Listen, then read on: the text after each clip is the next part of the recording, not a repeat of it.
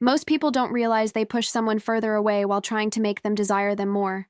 Did you know that, according to relationship psychology, attraction responds less to effort and more to pressure, tension, curiosity, and emotional freedom?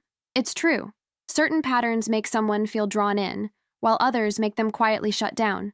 And when someone isn't interested yet, there are 7 specific shifts that can completely change how they experience you. Today, I'm pulling back the curtain and showing you what those shifts are. And the last one reveals the moment where trying harder stops helping and starts making you lose yourself. 1. Desire dies when pressure enters the room. Have you ever felt someone pulling away the harder you tried to make them feel something? The obvious reaction is to try again with more intensity. You text more carefully. You explain your feelings more deeply. You make yourself more available, more helpful, more sexually direct, more emotionally present. It feels like effort should create closeness. But here's the thing. Attraction doesn't respond well to pressure, because the nervous system reads pressure before the mind reads intention. When someone senses they're being persuaded into desire, their body can shift into threat detection. Cortisol rises. Autonomic arousal changes. The interaction stops feeling like chemistry and starts feeling like responsibility. That matters sexually too. Desire needs the feeling of choice. The moment your attention feels like a demand, flirtation turns into evaluation. A compliment stops feeling warm and starts feeling loaded. Even sexual tension can collapse when the other person feels they're expected to return it. So watch the emotional temperature you create. If every message is secretly asking, "Do you want me yet?" they'll feel the question even when you don't say it. If every touch, joke, or late-night conversation carries the weight of your need, their body won't relax into you. The shift is simple, but not easy. Make your presence feel like an invitation, not a campaign. Let your interest be visible without making it their job to soothe you. Desire grows best when the other person can move toward you without feeling chased from behind.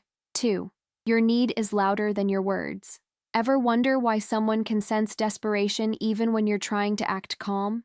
You can say the right thing. You can wait the right number of hours before replying. You can look relaxed, keep your voice steady, and pretend you're not affected. But if the whole interaction is built around needing a reaction from them, they feel the hidden transaction underneath it. Here's what most people don't realize. Need has a rhythm. In attachment psychology, anxious activation makes the mind scan for signs of approval, rejection, warmth, distance, and sexual interest. Rejection sensitivity makes tiny changes feel enormous. A shorter reply becomes a threat. A delayed message becomes evidence. A neutral look becomes a wound. When that energy enters attraction, it changes the sexual frame. Instead of feeling desired, the other person feels recruited into your self-worth. Their attention becomes your medicine. Their body becomes proof that you're enough. Their desire becomes something you're trying to extract. That's why overgiving rarely works. Too many compliments can feel less like admiration and more like bargaining. Too much emotional availability too soon can feel less like intimacy and more like urgency. Even intense sexual confidence can feel fragile when it's clearly waiting for validation. The practical move is to stop using their reactions as your emotional dashboard. Before you send the paragraph, ask what you're really trying to regulate. Before you flirt harder, notice whether you're expressing desire or trying to erase uncertainty. Before you offer more access to yourself, ask whether you're doing it from abundance or fear. People don't usually desire the person who silently begs to be chosen. They desire the person whose interest feels real, but whose center stays intact. 3. Sexual tension needs space to breathe. Does your flirting create curiosity, or does it rush straight toward possession? A lot of people confuse sexual clarity with sexual pressure. They think being bold means making everything obvious. They say too much too soon. They turn every playful moment into a confession. They make the other person feel sexually cornered before attraction has had time to build. Here's something that might surprise you. Erotic tension is partly created by space. Dopamine responds strongly to anticipation, not just reward. The wanting system in the brain becomes more active when there's uncertainty, imagination, and delayed gratification. That's why a glance can feel more charged than a paragraph. That's why a pause can feel more intimate than a performance. This doesn't mean playing games. It means letting desire breathe. If someone isn't interested yet, pushing explicit sexual energy at them usually makes them protect themselves. But if you create a clean, respectful charge, they can stay curious without feeling invaded. That looks like slowing down. Holding eye contact for a second longer, then letting it go. Letting your voice stay calm instead of rushing to impress. Making one playful comment and leaving room for them to meet you there. Noticing whether their body leans in or tightens. noticing whether they continue the energy or politely step away. Sexual tension is a conversation between two nervous systems. If only one person is pushing, it isn't tension. It's pressure. And this is where real confidence becomes attractive. You don't need to flood the room with proof that you want them. You let your desire appear in controlled doses.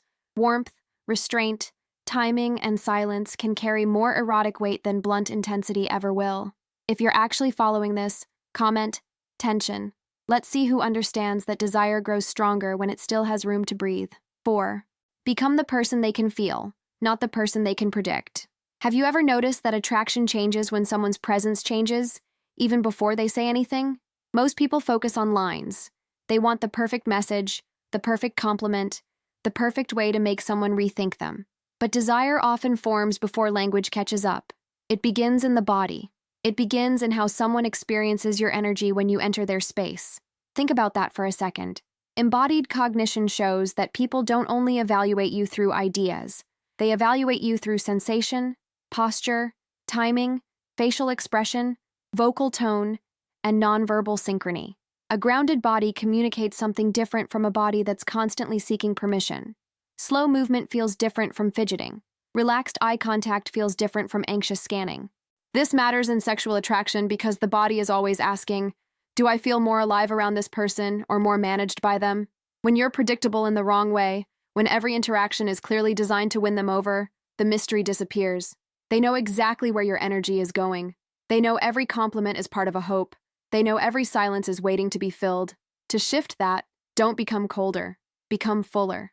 Let them feel that your life has weight outside their response. Improve how you carry yourself, how you dress, how you smell, how you pause, how you listen, how you leave. Grooming, scent, posture, and voice aren't shallow when they express self-possession. They're the physical language of someone who inhabits their own body. Try this in real life. When you're around them, stop leaning forward emotionally before they've offered anything back. Let your shoulders drop. Let silence exist. Don't rush to rescue every awkward second. A person who can hold a moment without panic creates a different kind of charge. You don't become desirable by acting unavailable. You become desirable when your presence feels complete without needing to be completed by them. And if this is the kind of relationship psychology you want more of, like and subscribe. This space is for people who want attraction, intimacy, and desire without losing their self-respect to someone else's uncertainty. 5. Jealousy is weak. Real social proof is different. Ever been tempted to make someone jealous just so they finally notice what they're missing? That temptation makes sense. When someone doesn't want you, the ego starts looking for leverage. You want them to feel replaced. You want them to see other people wanting you. You want their indifference to crack. So you post certain photos, mention certain names, flirt where they can see it, or create little scenes designed to make them react. That's not magnetism.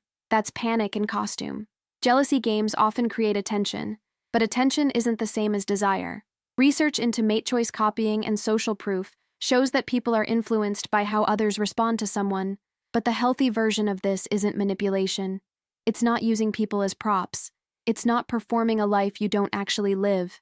It's the natural signal that you're socially connected, emotionally valued, and not waiting empty-handed for one person to approve of you.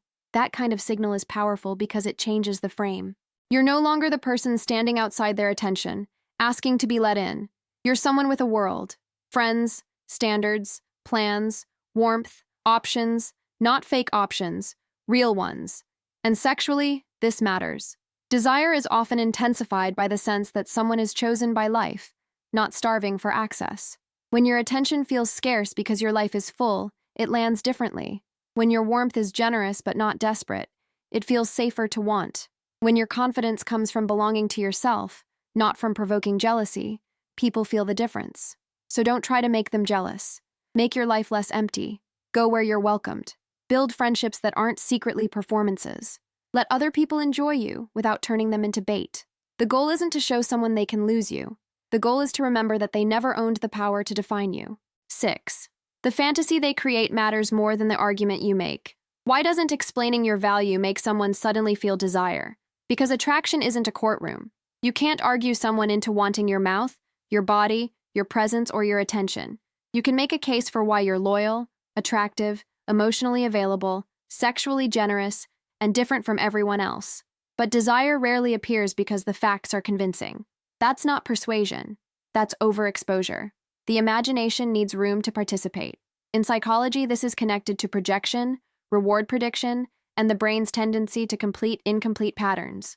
When someone knows everything too quickly, when they have full access to your feelings, schedule, wounds, intentions, and longing, there's no mental space left for curiosity. You've answered questions they hadn't even started asking. This is why mystery works, but only when it's clean. Mystery isn't disappearing to punish them.